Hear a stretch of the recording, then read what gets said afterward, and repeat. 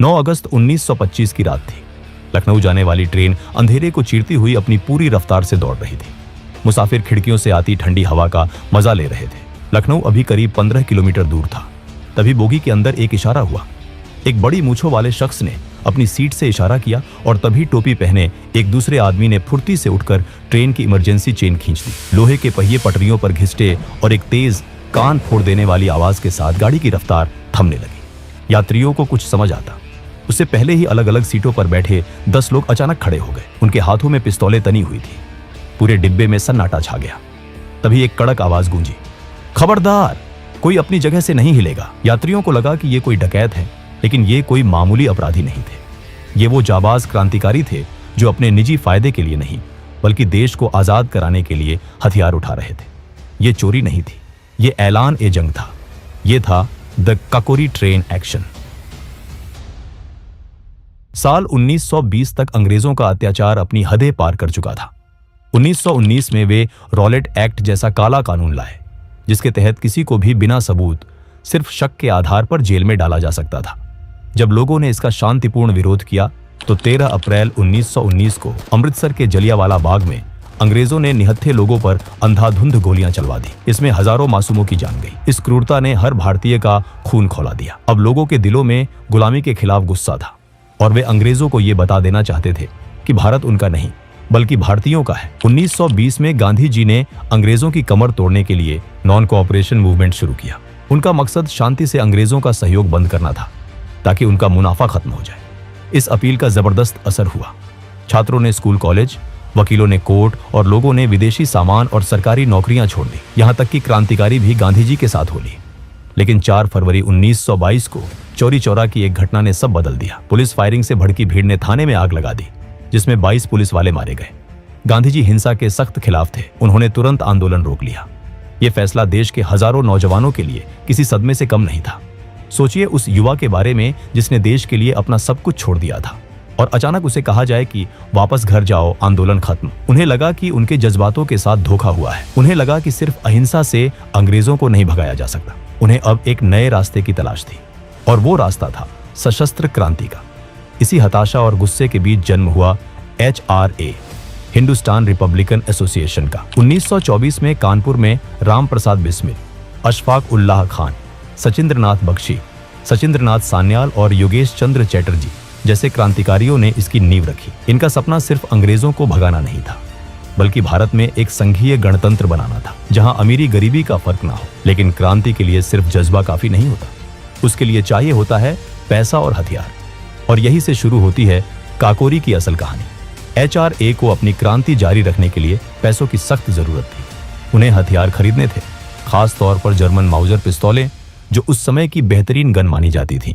एक दिन शाहजहांपुर से लखनऊ जाते वक्त राम प्रसाद बिस्मिल ने देखा कि स्टेशन मास्टर ने गार्ड को पैसों का एक थैला दिया, जिसे एक लोहे के संदूक में रखा गया। ये अंग्रेजों द्वारा भारतीयों से वसूला गया टैक्स का पैसा था। बिस्मिल ने गौर किया कि उस भारी संदूक में ना तो कोई ताला था और ना ही जंजीर। ये देखकर उन्होंने तुरंत फैसला कर लिया कि अब पैसों के लिए अपने देशवासियों को नहीं बल्कि अंग्रेजों के इसी सरकारी खजाने को लूटा जाएगा। बिस्मिल ने ट्रेन के आने जाने का समय और बाकी जानकारी इकट्ठा कर अपनी रणनीति पक्की की। फिर शाहजहांपुर में HRA के भरोसेमंद साथियों की एक मीटिंग बुलाई। वहां उन्होंने प्लान बताया। हमें शाहजहांपुर से लखनऊ जाने वाली 8 डाउन ट्रेन को लूटना है। काकोरी के पास चेन खींचकर ट्रेन रोकेंगे और गार्ड के डिब्बे से सरकारी खजाना अपने कब्जे में लेंगे। इस मीटिंग में बैठे चंद्रशेखर आजाद ने जब पूछा कि अगर ट्रेन नहीं रुकी तो क्या होगा, तो बिस्मिल ने कहा कि हम अलग अलग डिब्बों में होंगे। अगर एक जगह से चेन काम ना करे तो दूसरी टीम चेन खींच देगी। अशफाक उल्लाह खान ने इस प्लान का समर्थन तो किया, लेकिन एक शर्त रखी कि हम खजाना जरूर लूटेंगे पर किसी भी बेकसूर हिंदुस्तानी की जान नहीं जानी चाहिए। बिस्मिल को अपने दोस्त की ये बात बहुत पसंद आई।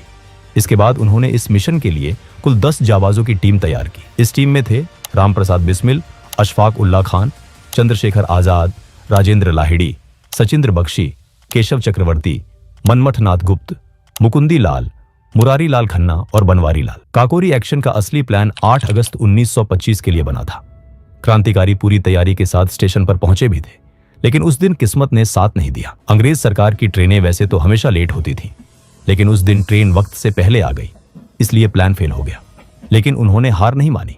उन्होंने तय किया कि अगले दिन यानी 9 अगस्त को ये काम हर हाल में पूरा होगा। अगले दिन 9 अगस्त 1925 को 10 जाबाज क्रांतिकारी अलग अलग स्टेशनों से ट्रेन में चढ़े। उनमें से 4 के पास बंदूकें थी जिन्हें उन्होंने अपने कपड़ों के अंदर छुपा रखा था। शाहजहांपुर स्टेशन पर जैसे ही 8 डाउन ट्रेन आई, सभी क्रांतिकारी अपनी तय जगहों पर बैठ गए। राजेंद्र लाहिड़ी, अशफाक और सचिंद्र बख्शी सेकंड क्लास में थे क्योंकि चेन खींचने की जिम्मेदारी लाहिड़ी की थी। ट्रेन चल पड़ी और सबने अपने चेहरे ढक लिए। जैसे ही ट्रेन काकोरी स्टेशन से आगे बढ़ी, राजेंद्र लाहिड़ी ने चेन खींच दी। तेज आवाज के साथ ट्रेन अंधेरे में रुक गई। क्रांतिकारियों ने तुरंत ड्राइवर को काबू में कर लिया।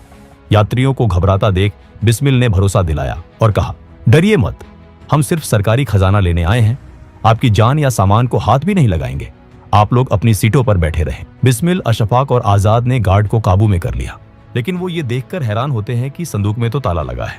संदूक बहुत भारी था, इसलिए उसे वहीं तोड़ना जरूरी था। अशफाक ने पहले पत्थर से कोशिश की, फिर कामयाबी न मिलने पर अपनी बंदूक मनमथनाथ गुप्त को थमा दी और हथौड़े से ताला तोड़ने में जुट गए। बाकी साथियों ने अलग अलग जगहों से हवाई फायरिंग शुरू कर दी ताकि लोगों को लगे कि हमलावरों की तादाद बहुत ज्यादा है। ये चाल कामयाब रही। डर के मारे ट्रेन में मौजूद पुलिस वाले और अंग्रेज अफसर भी अपनी सीटों से हिलने की हिम्मत नहीं कर सके। सब कुछ प्लान के मुताबिक चल रहा था, लेकिन तभी एक ऐसी अनहोनी हुई जिसने इन क्रांतिकारियों की किस्मत बदल दी।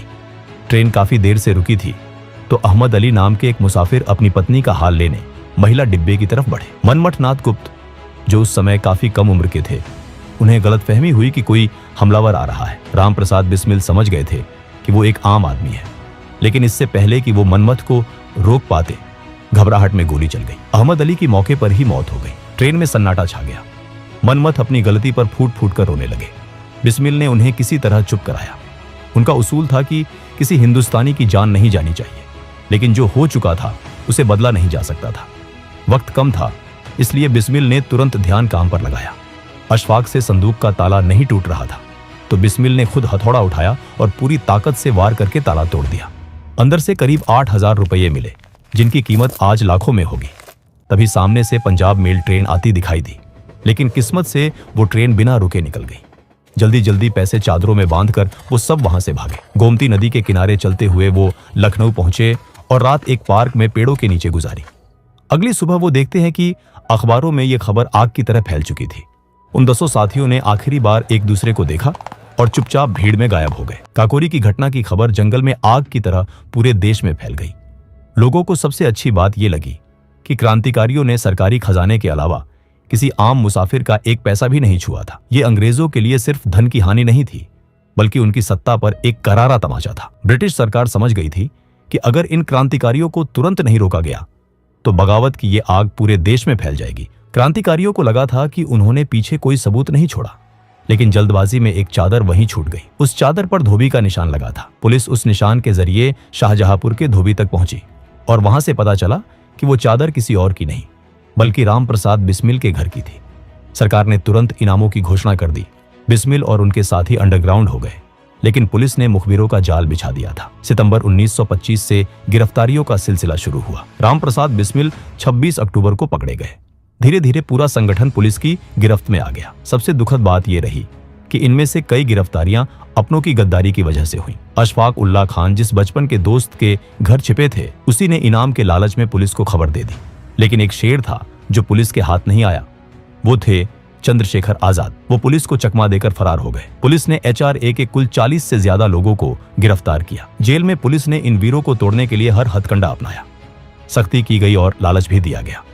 ज्यादातर क्रांतिकारी तो चट्टान की तरह डटे रहे, लेकिन बनवारी लाल पुलिस के दबाव में टूट गए। उन्होंने सरकारी गवाह बनकर संगठन के सारे राज्य खोल दिए। अदालत में करीब 1.5 साल तक मुकदमा चला। रामप्रसाद बिस्मिल ने अपना केस खुद लड़ने का फैसला किया। भरी अदालत में उनकी अंग्रेजी और उनकी कानूनी दलीलें सुनकर जज भी हैरान रह जाते थे। बिस्मिल ने अदालत को ही अपना मंच बना लिया। वो वहां अपने विचार रखते ताकि अखबारों के जरिए जनता तक उनकी बात पहुंचे। अंग्रेज सरकार डर गई कि कहीं बिस्मिल अपनी बातों से लोगों को और प्रभावित ना कर दें, इसलिए बाद में उन्हें खुद पैरवी करने से रोक दिया गया। सरकार का मकसद इंसाफ करना नहीं, बल्कि इतनी भयानक सजा देना था कि भविष्य में कोई भी भारतीय अंग्रेजों के खिलाफ सर उठाने की हिम्मत न कर सके। जुलाई 1927 में अदालत ने अपना फैसला सुनाया। 40 में से कुछ लोग रिहा हुए, लेकिन 4 मुख्य क्रांतिकारी राम प्रसाद बिस्मिल, अशफाक उल्लाह खान, राजेंद्र लाहिड़ी और रोशन सिंह को फांसी की सजा मिली। बाकी साथियों को काला पानी या लंबी कैद की सजा दी गई। देश भर में इसके खिलाफ प्रदर्शन हुए और रहम की अपील की गई, लेकिन अंग्रेजों को जनता में खौफ पैदा करना था, इसलिए उन्होंने सारी अपीलें ठुकरा दी। सजा सुनाए जाने के बाद और फांसी के बीच का जो वक्त था वो बहुत भावुक था। राम प्रसाद बिस्मिल एक कट्टर आर्य समाजी हिंदू थे और अशफाक उल्ला खान एक पक्के नमाजी मुसलमान, लेकिन इन दोनों की दोस्ती ने सांप्रदायिक सौहार्द की ऐसी मिसाल कायम की जो आज तक दी जाती है। बिस्मिल अक्सर मजाक में अशफाक से कहते थे, तुम तो मुसलमान हो, तुम्हें तो जन्नत में हुरें मिलेंगी, हमें क्या मिलेगा। इस पर अशफाक हंसते और कहते, पंडित जी, अगर जन्नत में आप नहीं होंगे तो वो जन्नत किस काम की। जेल से अपनी आखिरी चिट्ठी में बिस्मिल ने देशवासियों से अपील की थी, अगर मेरी मौत से कुछ हासिल हो सकता है तो वो हिंदू मुस्लिम एकता होनी चाहिए। अशफाक ने भी लिखा कि वो खुशनसीब है कि देश के लिए फांसी पर चढ़ने वाले पहले मुसलमान बन रहे हैं। मर्सी पिटिशंस खारिज हो चुकी थी, ब्रिटिश सरकार खून की प्यासी थी। गांधी जी पर भी आरोप लगते हैं कि उन्होंने इन क्रांतिकारियों को बचाने के लिए उतना जोर नहीं लगाया जितना बाद में भगत सिंह के लिए या इरविन समझौते के समय लगाया था। दिसंबर 1927 का वो सर्द महीना आ गया। सरकार को डर था कि अगर सबको एक जगह फांसी दी गई तो जनता भड़क सकती है, इसलिए सबको अलग अलग जेलों में भेजा गया।